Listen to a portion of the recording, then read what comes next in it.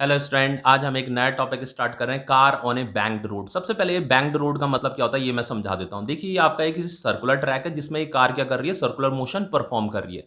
तो ये जो सर्कुलर ट्रैक है ये पूरा का पूरा एक सर्कल कंप्लीट कर रहा है, ठीक है। अब देखिए, ये जो बैंक्ड रोड है, बैंक्ड रोड का मतलब ये होता है कि हमने क्या किया है, जैसे ये सरफेस था ना, इस सरफेस को थीटा एंगल ऊपर उठा दिया है, रेज्ड कर दिया है। इसी को बैंकिंग ऑफ रोड बोला जाता है। जैसे यहाँ पे ये सरफेस ऐसा था, इस सरफेस को हमने क्या किया, ये थीटा एंगल ऐसे ऊपर उठा दिया, जैसे मैं इस पेन को उठा रहा हूं, ठीक है। तो ये सरफेस ऐसे थीटा एंगल क्या होगा, ऊपर उठा हुआ है। सबसे पहली बात ये है, क्वेश्चन ये अराइज होता है कि हमें इस सरफेस को बैंक्ड करने की जरूरत क्यों पड़ी, इसका फायदा क्या है। तो देखो, इससे पहले जो हमने टॉपिक कवर किया था वो टॉपिक क्या था, car on a circular level road. जैसे यहाँ पे ये सर्कुलर ट्रैक है और ये क्या है, लेकिन ये लेवल रोड है, ये बैंक्ड रोड नहीं है।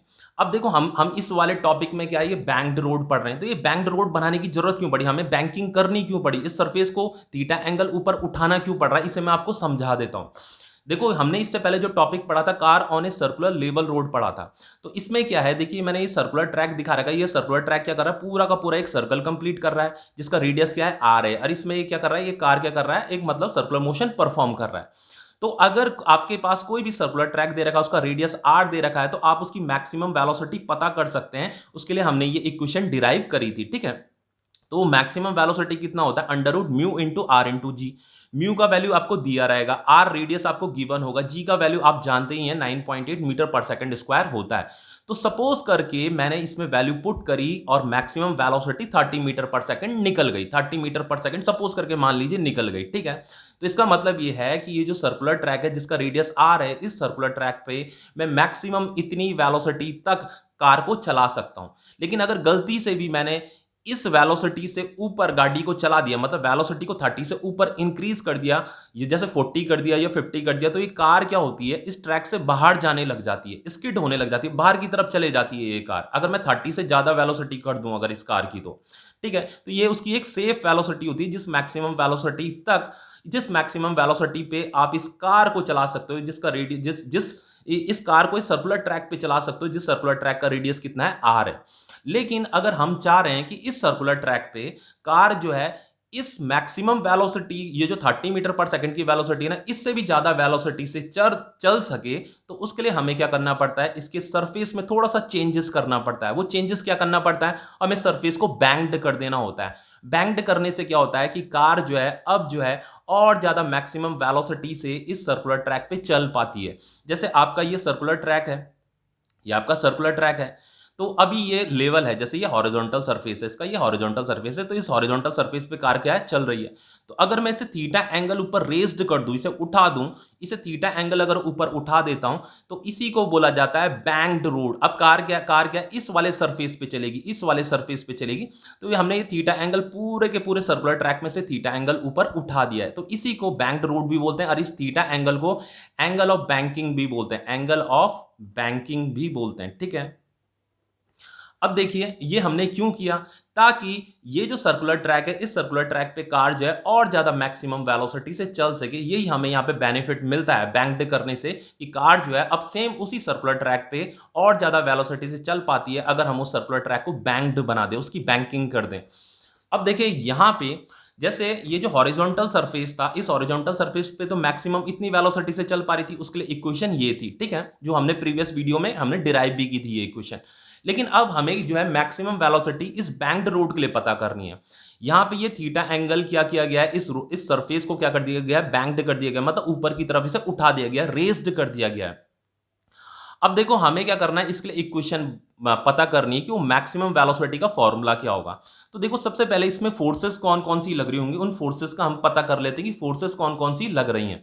तो देखो, सबसे पहले ये जो कार का क्या होगा, वेट लग रहा होगा नीचे, वर्टिकली डाउनवर्ड लग रहा होगा। तो एक तो इसमें mg फोर्स नीचे की तरफ लग रही होगी, ये तो सबको ही पता है। ये कार क्या कर रही होगी, वर्टिकली डाउनवर्ड एक फोर्स लगा रही होगी, जिसे हम mg बोलते हैं। तो इस mg फोर्स को कौन फील कर रहा होगा, ये सरफेस फील कर रहा होगा। तो ये सरफेस भी क्या करता है, ऊपर की तरफ एक नॉर्मल रिएक्शन लगाता है। लेकिन ये जो नॉर्मल रिएक्शन होती है सरफेस के परपेंडिकुलर होती है, सरफेस के परपेंडिकुलर होती है। आपको पता ही होगा नॉर्मल रिएक्शन को हम क्या बोलते हैं, आर बोलते हैं। तो ये नॉर्मल रिएक्शन क्या होती है, फोर्स ही होती है। लेकिन हमेशा याद रखना जो नॉर्मल रिएक्शन होता है, नॉर्मल रिएक्शन क्या होता है, ये जो सरफेस है ना, इस सरफेस के साथ 90 डिग्री का एंगल बनाती है, यानी कि सरफेस के परपेंडिकुलर होती है। गलती से भी ये देखिए ये रोड कैसा ऐसे बैंक्ड हो रखा है ना, इसीलिए नॉर्मल रिएक्शन इधर को जा रही है। अगर सरफेस ऐसा होता, बिल्कुल ऐसे सीधा होता, तो नॉर्मल जैसे मान लीजिए कार है, तो नॉर्मल ये mg नीचे होता और नॉर्मल रिएक्शन क्या करती है, सरफेस के साथ 90 डिग्री का एंगल बनाती है, तो नॉर्मल रिएक्शन ठीक इसके अपोजिट होती है, इस डायरेक्शन में होती है नॉर्मल रिएक्शन। लेकिन यहाँ पे सरफेस ये है, तो इस सरफेस के साथ 90 डिग्री का एंगल इधर बनेगा, इसीलिए मैंने नॉर्मल रिएक्शन इस तरफ बना रखी है। ठीक है, इतना समझ में आ गया। अब देखिए यहाँ पे ऐसा करते हैं, यहाँ पे तो ये कार है जैसे, तो अभी यहाँ पे और भी मुझे फोर्सेस बनानी पड़ेंगी, तो मैंने यहाँ पे क्या कर रखा है, एक नया सर्कुलर ट्रैक बना रखा है। यही सर्कुलर ट्रैक है, नया नहीं है, यही सर्कुलर ट्रैक है। और यहाँ पे जो है ये थीटा एंगल, ये सरफेस रोड क्या हो रही है, बैंक्ड हो रही है।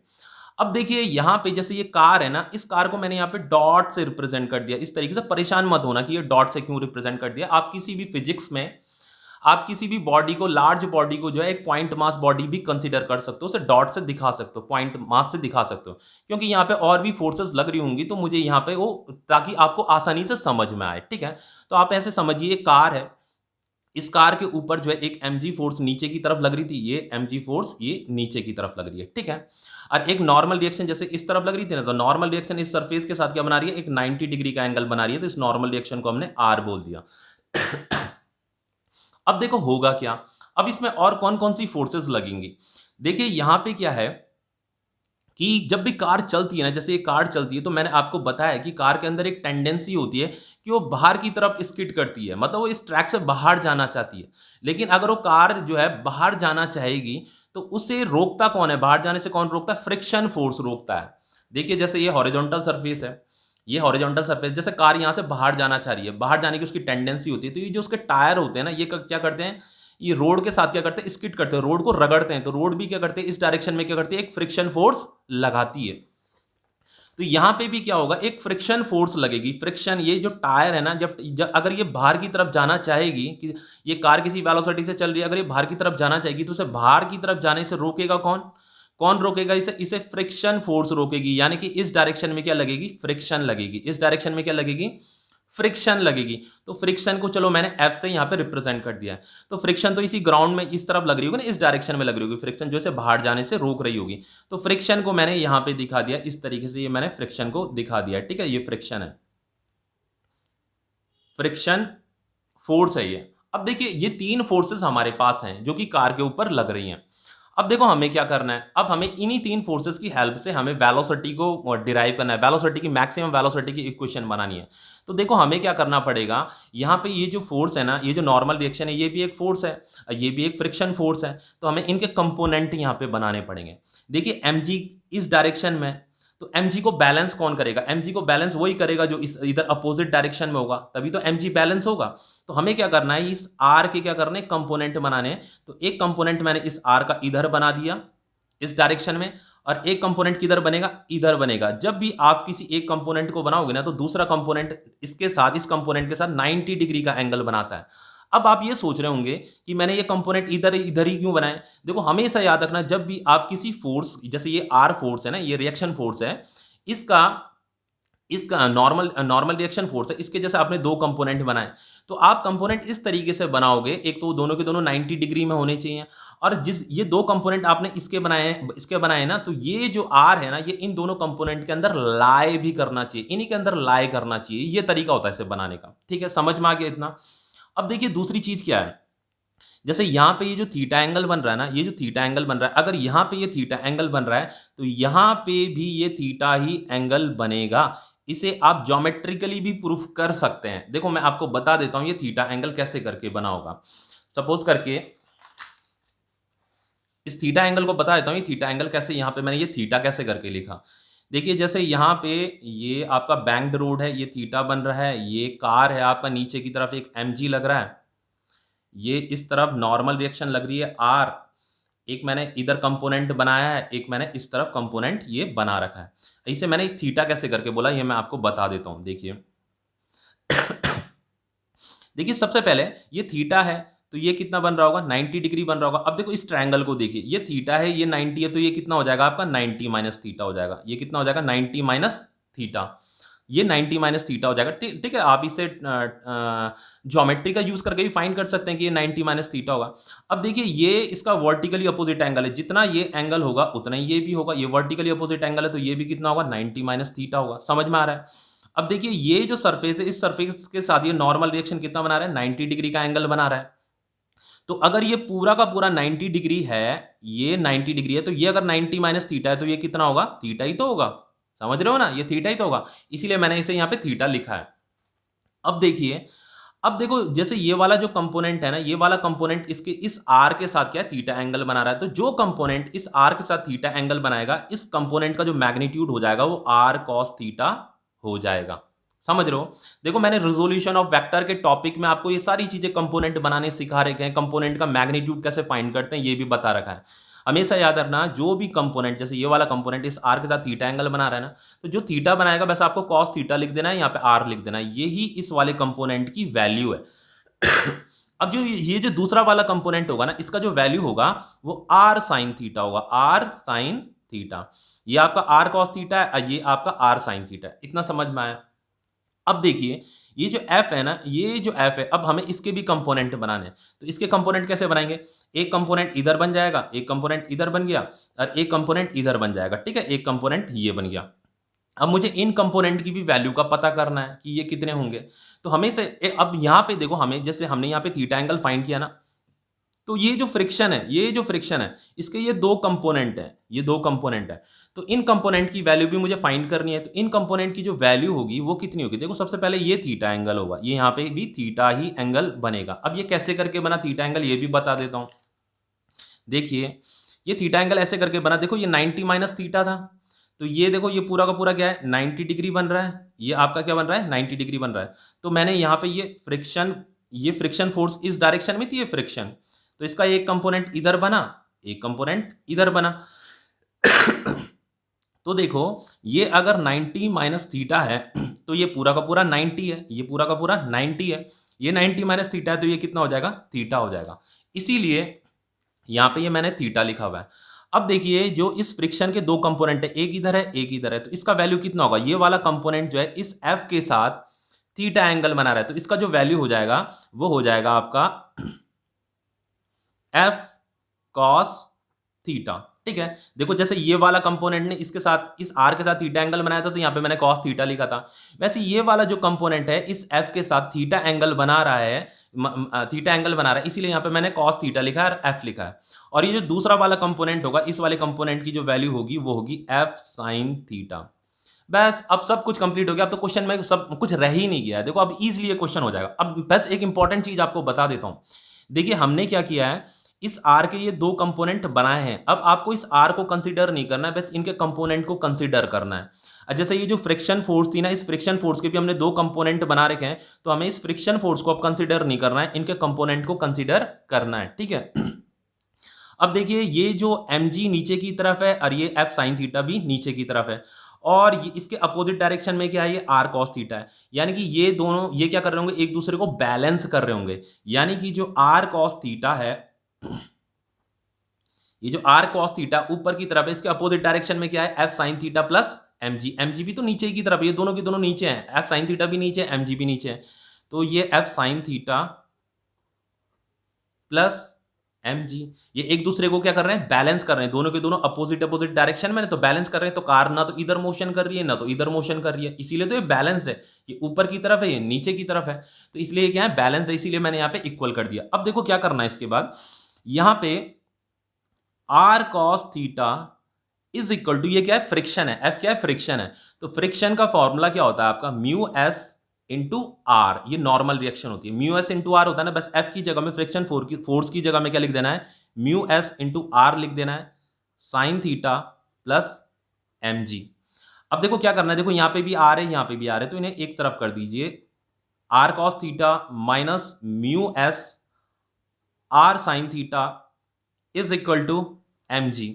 अब आपको क्या करना है, यहां पे आर को कॉमन आउट कर दीजिए, ये हो गया आपका cos theta minus mu S sine theta is equal to mg, तो r इज इक्वल टू हो जाएगा आपका mg divided by cos theta minus mu S sine theta.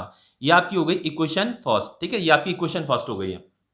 अब देखिए अब क्या करना है, देखो ये दोनों बैलेंस थी।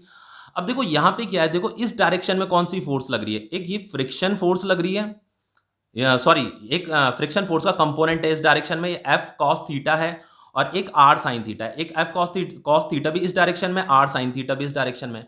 तो ये जो फोर्स, ये जो दोनों फोर्स, ये जो कंपोनेंट है ना, ये पता किधर लग रहे हैं, ये टूवर्ड सेंटर लग रहे हैं, इस सर्कुलर ट्रैक का सेंटर जहां पे होगा।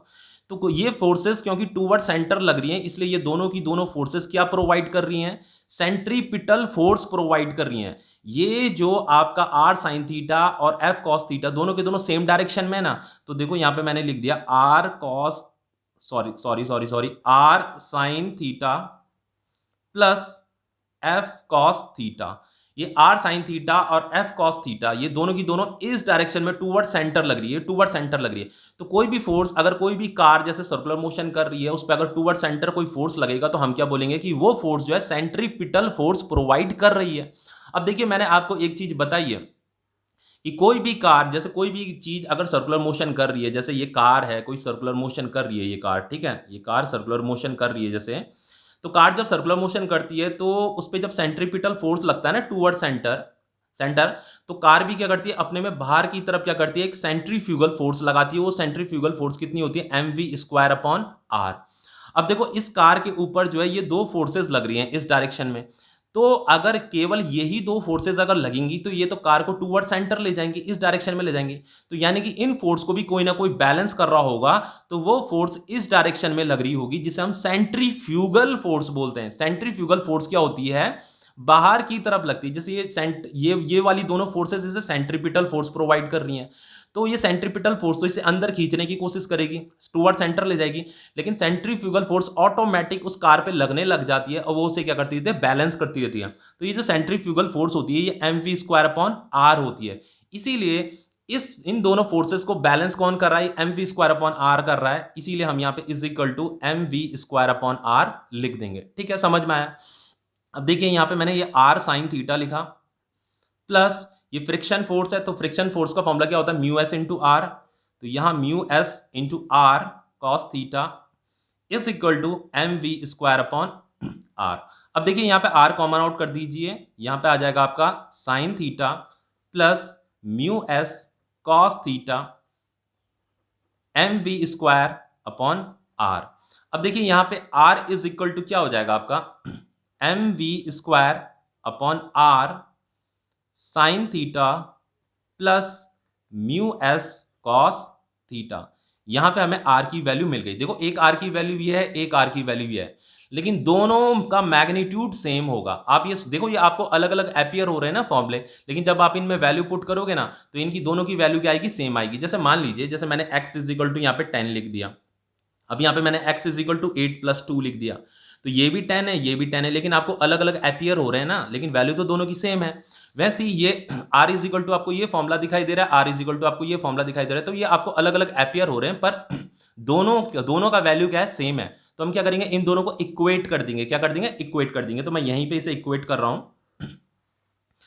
पहले मैं इसे लिख रहा हूं यहाँ पे mg divided by cos theta minus mu S sine theta, इसको इक्वेट कर देना इसके साथ, ठीक है, is equal to mv² divided by R sine theta plus mu S cos theta.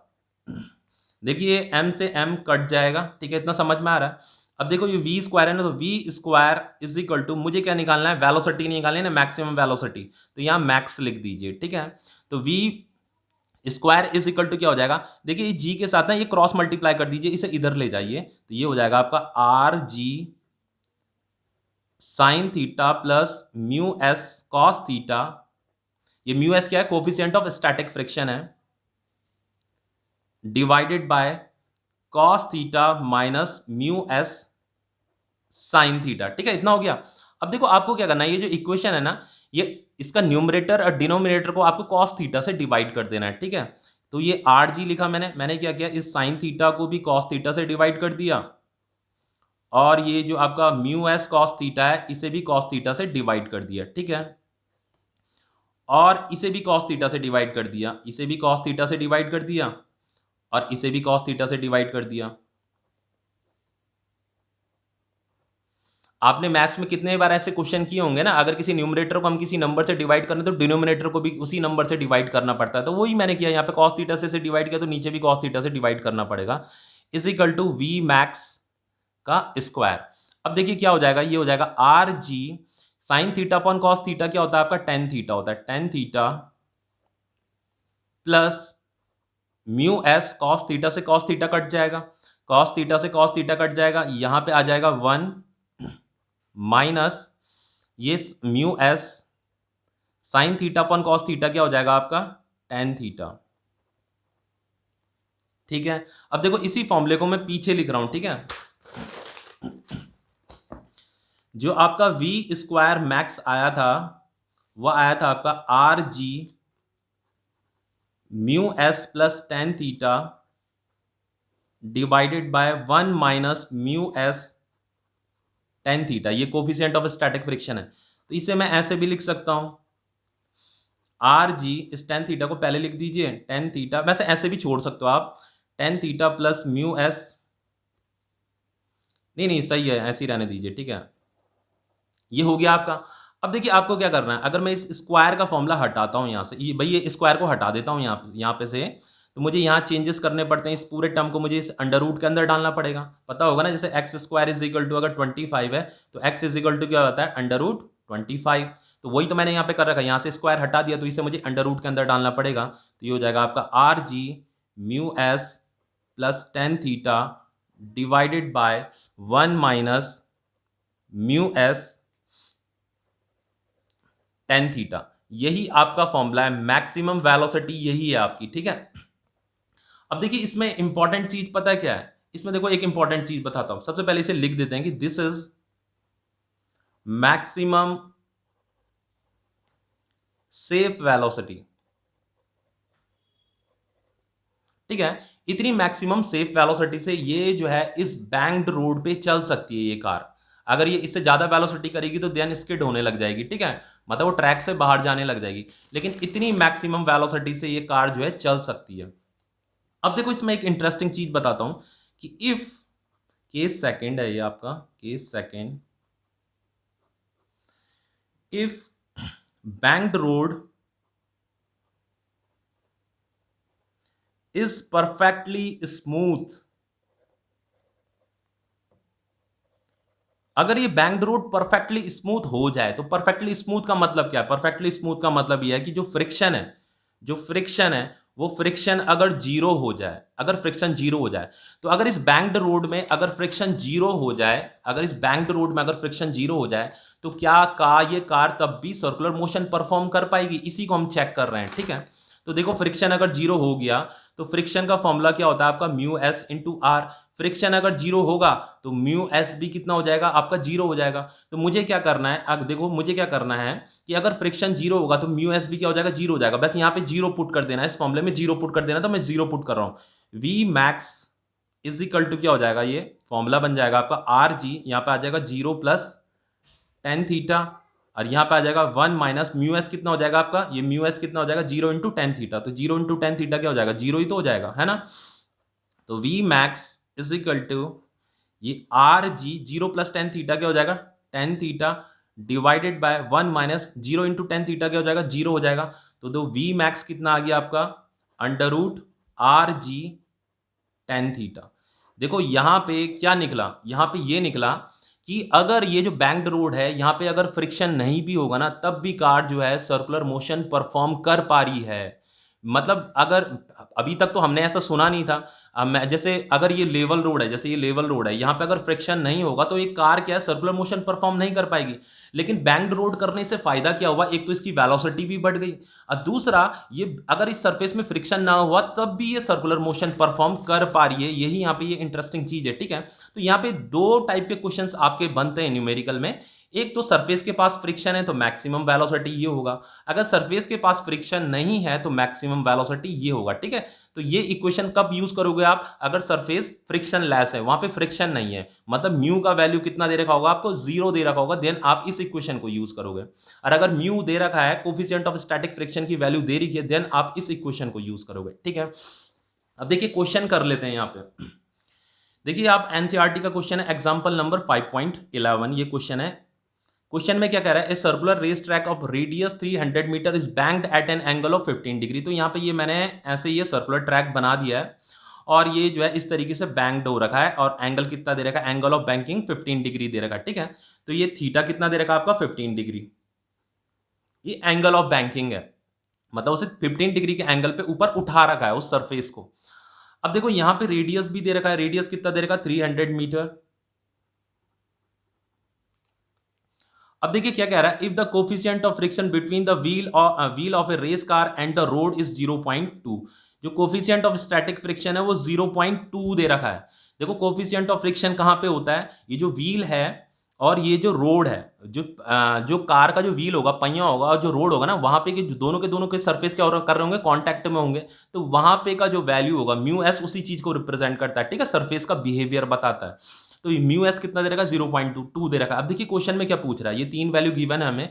What is the optimum speed of the race car to avoid wear and tear on its tyre. ये wear and tear का मतलब क्या होता है, देखिए जब भी car circular track पे या बैंक्ड रोड पे किसी भी ट्रैक पे अगर चलती है तो वो जो उसके टायर होते हैं वो क्या करते हैं, वियर एंड टियर होते हैं। वियर एंड टियर मतलब घिसते हैं, वो घिसते रहते हैं, ग्राउंड में क्या होते रहते हैं, घिसते रहते हैं। लेकिन वो कह रहा है हमें एक ऑप्टिमम स्पीड बतानी है कार की, ताकि कार की एक स्पीड बतानी है, लेकिन हमें जो वियर एंड टियर हो रहा है ना उसे अवॉइड करना है, मतलब हमें इसे कंसीडर नहीं करना है।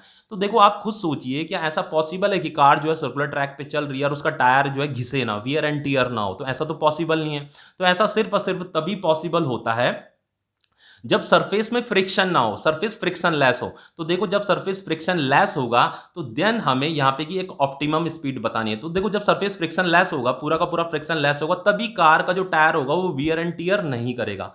तो देन फ्रिक्शन लेस सरफेस के लिए हम कौन सी इक्वेशन यूज करते हैं, इस वाली इक्वेशन को यूज करते हैं, आर जी टेन थीटा, अभी बताया था ना, तो इसी इक्वेशन का हम यहाँ पे यूज करेंगे। तो we max is equal to कितना हो जाएगा, ऑप्टिमम स्पीड जो हम निकाल रहे हैं वो हो जाएगा आपका आर जी टेन थीटा, ठीक है, आर जी टेन थीटा। तो देखो बस कुछ नहीं करना, वैल्यू पुट करनी है यहां पे, यही आपकी ऑप्टिमम स्पीड होगी, ठीक है, जो उसने पूछा है। तो आर का वैल्यू हो गया आपका 300, जी का वैल्यू हमें पता है 9.8 मीटर पर सेकंड स्क्वायर होता है, और ये थीटा कितना दे रखा, 15 डिग्री, टेन थीटा, ये थीटा है 15 डिग्री। अब देखो ये हो जाता है आपका 300 इंटू 9.8 इंटू 0.267, 10-15 डिग्री की वैल्यू इतनी होती है, ये आपको गिवन होगी, ठीक है। अब देखिए इसे मैं कैलकुलेटर से सॉल्व कर रहा हूं, ठीक है।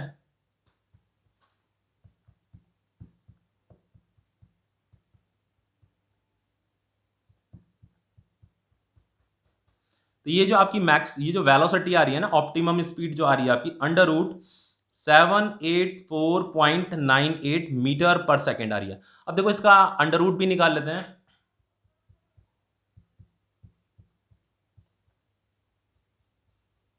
ये राउंड ऑफ में जो है 28.1 मीटर पर सेकेंड आ रही है, ठीक है। ये क्वेश्चन आपका सॉल्व हो गया। अब देखिए नेक्स्ट क्वेश्चन क्या पूछा है, what is the maximum what is the maximum permissible speed to avoid slipping. ये जो बैंक्ड रोड है, ये बैंक्ड रोड इसे कितनी स्पीड से चलने के लिए अलाउ करेगा, मतलब ताकि वो स्लिपिंग भी ना करे, मतलब स्लिप ना हो, इधर से उधर स्लिप ना हो। तो मुझे मैक्सिमम परमिसिबल स्पीड निकालनी है, तो उसके लिए हमने फॉर्मूला क्या डिराइव किया था, V max is equal to, मैंने क्या बताया था अभी फॉर्मूला आपको, R into ji mu S plus tan theta divided by 1 minus mu S tan theta. बस यहां पे वैल्यू पुट करनी है, बाकी कुछ नहीं करना, ठीक है। यही उसकी परमिसिबल स्पीड होगी। तो आर तो कितना दे रखा है आपका, 300 मीटर दे रखा है, ये रेडियस, जी की वैल्यू है 9.8, ये म्यू एस हो जाएगा आपका 0.2 गिवन है, थीटा कितना दे रखा है 15 degree, divided by 1 minus mu S है 0.2 इंटू 10-15 डिग्री, ठीक है। अब देखो यहां पे वैल्यू पुट कर देते हैं।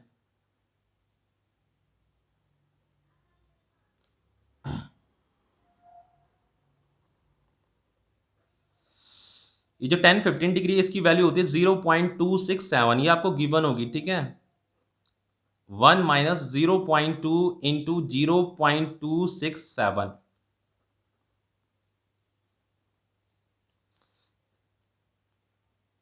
यहां पे ये अंडर रूट लगाना मैं भूल गया हूं। अब देखो इससे अगर मैं मल्टीप्लाई करता हूं तो ये कितना हो जाएगा, ये हो जाएगा आपका 492, यहाँ पे ये 0 आएगा। हाँ ठीक है, इसका मल्टीप्लाइकेशन ये है आपका। फिर यहाँ पे इंटू आ जाएगा, यहाँ पे आ जाएगा आपका 0.4, जब हम इन दोनों को प्लस करेंगे 6-7। यहाँ पे हो जाएगा ये 1 माइनस, इसे मल्टीप्लाई कर लेते हैं, ये हो जाएगा आपका 435 पॉइंट, इस तरीके से आ जाएगा 0.0534। 1 मिनट, हाँ ठीक है ठीक है। अब देखो इससे आगे कैसे करेंगे, इससे आगे यहाँ बता देता हूँ इसे। V max is equal to हो जाएगा आपका, इसे मैं कैलकुलेटर से मल्टीप्लाई कर रहा हूँ, ठीक है।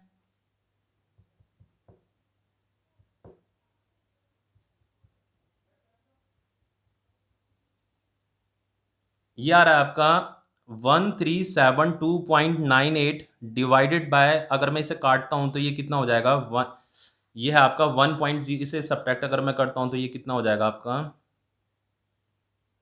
ये होगा आपका 6, देन 6, फिर 4, फिर 9, ठीक है, ये 0 आ जाएगा।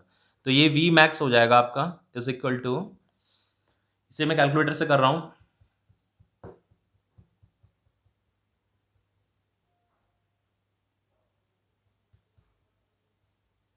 ये आ रहा है आपका अंडर रूट 1450.433, इतना आ रहा है मैक्सिमम वेलोसिटी, ठीक है। इसका स्क्वायर रूट भी निकालता हूं मेरे को, ये आ रहा है आपका 38.08 मीटर पर सेकेंड, राउंड ऑफ में इतना आंसर है, ठीक ठीक है। तो ये इतनी मैक्सिमम वेलोसिटी से यहां पे चल सकता है, ठीक है। अब देखिए नेक्स्ट क्वेश्चन करते हैं, यहां पे आपका देखो ये क्वेश्चन बहुत इंटरेस्टिंग क्वेश्चन है। यहाँ पे ये थोड़ा आपका ऐसा नहीं है, इस टॉपिक से भी रिलेटेड है कहीं ना कहीं, लेकिन यहाँ पे आपको अपनी थोड़ी नॉलेज का इस्तेमाल भी करना पड़ेगा, जितना भी मैंने आपको पढ़ाया है। देखिए इस क्वेश्चन को कैसे करेंगे, यहाँ पे ये कोन दे रखा है आपको, और यहाँ पे ये कोन का ये क्या है, ये यहाँ पे क्या है, एक पार्टिकल जो है इस कोन में क्या कर रहा है, एक सर्कुलर मोशन कर रहा है। ये पार्टिकल ये दिखा रखा है, ये पार्टिकल है, ये सर्कुलर मोशन करने में लगा हुआ है। यहाँ पे देखो क्वेश्चन में क्या पूछा है आपका, find the speed of the particle, इस पार्टिकल की स्पीड मुझे फाइंड करनी है if radius of cone is R दे रखा है, ठीक है। रेडियस कितना दे रखा है, आर दे रखा है, जी की वैल्यू 9.8 दे रखी है। बस रेडियस आर दे रखा है, जी की वैल्यू 9.8 दे रखी है, और इस कोन का जो हाइट दे रखा है वो 20 सेंटीमीटर दे रखा है। और मुझे क्या करना है, यहाँ पे स्पीड का पता करना है। क्या पॉसिबल है इसका स्पीड निकाल पाना? बिल्कुल निकल जाएगा स्पीड। देखिए ये आपका कंपिटिटिव क्वेश्चन है, ये आपका देखो आपके एग्जाम में क्लास 11th में आपके एग्जाम में इसी टाइप के क्वेश्चन आएंगे जो मैंने कराया। ये क्वेश्चन आपका कंपिटिटिव क्वेश्चन है, आपका क्या है कॉन्सेप्ट ही और अच्छा होगा, कॉन्सेप्ट स्ट्रांग बनेंगे आपके, इसलिए मैं ये क्वेश्चन ले रहा हूं। अब देखिए यहाँ पे ये फिगर दे रखा है आपको, ये जो पार्टिकल है ये mg फोर्स नीचे की तरफ लग रही है, इसमें जो भी इसका वेट होगा वो mg फोर्स नीचे लग रहा है। अब देखो यहाँ पे नॉर्मल रिएक्शन इस डायरेक्शन में दिखा रही है।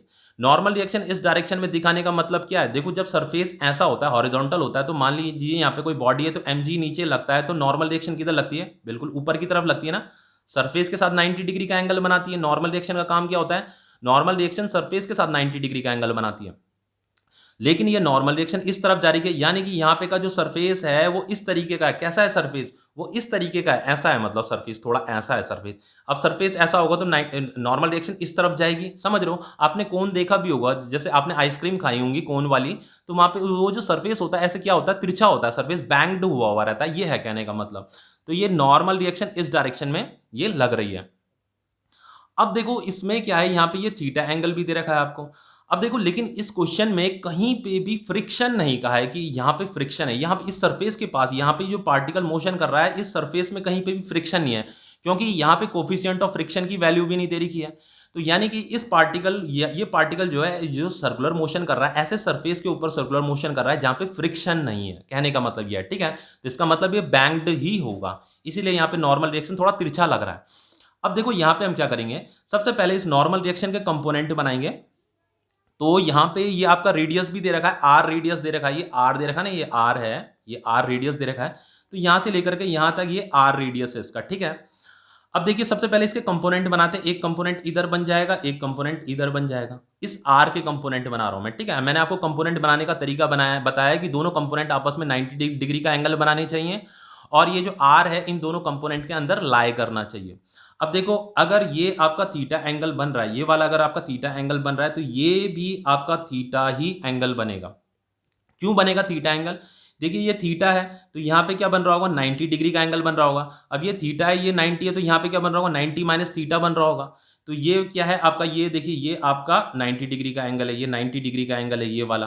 तो अगर ये 90 माइनस थीटा है तो ये कितना हो जाएगा, ये थीटा ही तो हो जाएगा। आप भी यहाँ पे मैथ्स लगाइए अपनी, मैंने तो बता ही दिया आपको। तो ये आपका थीटा हो जाएगा। अब देखो ये वाला जो कंपोनेंट है, ये वाला कंपोनेंट इस आर के साथ थीटा एंगल बना रहा है, तो इसका वैल्यू कितना हो जाएगा, आर कॉस थीटा, और ये वाला कितना हो जाएगा, आर साइन थीटा। अब देखो ये आर साइन थीटा का अपोजिट डायरेक्शन में क्या है, एम जी है, यानी कि एम, ये एक दूसरे को क्या कर रहे हैं, बैलेंस कर रहे हैं।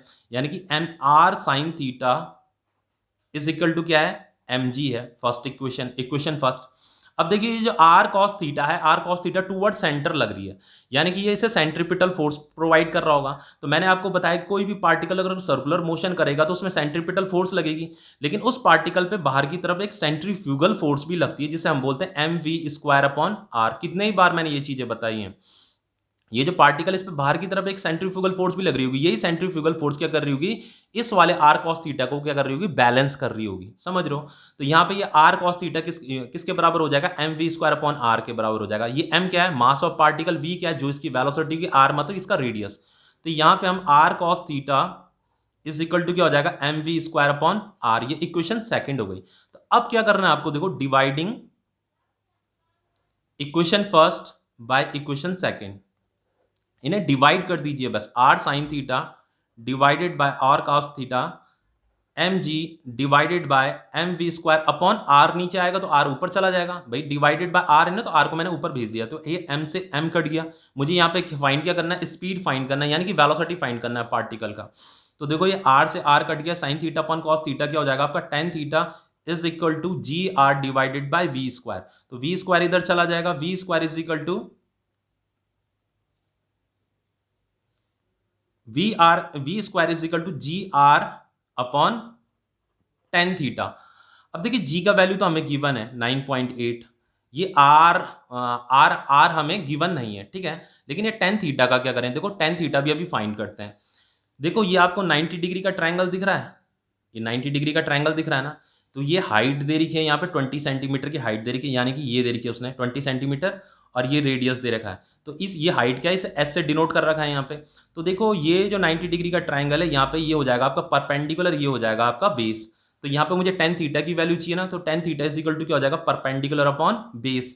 तो परपेंडिकुलर क्या है, रेडियस, बेस क्या है, ये हाइट, यानी कि टेन थीटा की जगह में मैं क्या लिखूंगा, आर अपॉन एच।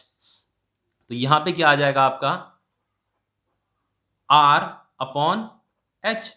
तो ये हो जाएगा आपका V square is equal to G R upon R. ये आर एच कहां चल जाएगा, ऊपर चल जाएगा, ये कट जाएगा आपका। तो v इज इक्वल टू क्या हो जाएगा आपका, मैंने यहां से स्क्वायर हटा दिया, तो ये अंडर रूट के अंदर आ जाएगा g इंटू एच, ठीक है।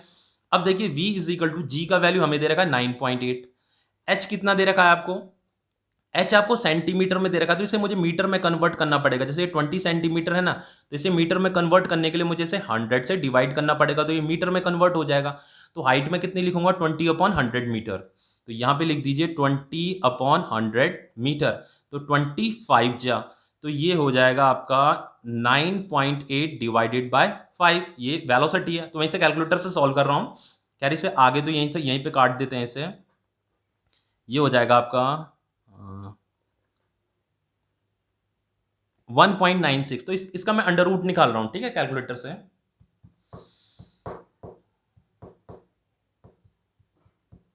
ये आ रहा है आपका 1.4 मीटर पर सेकेंड।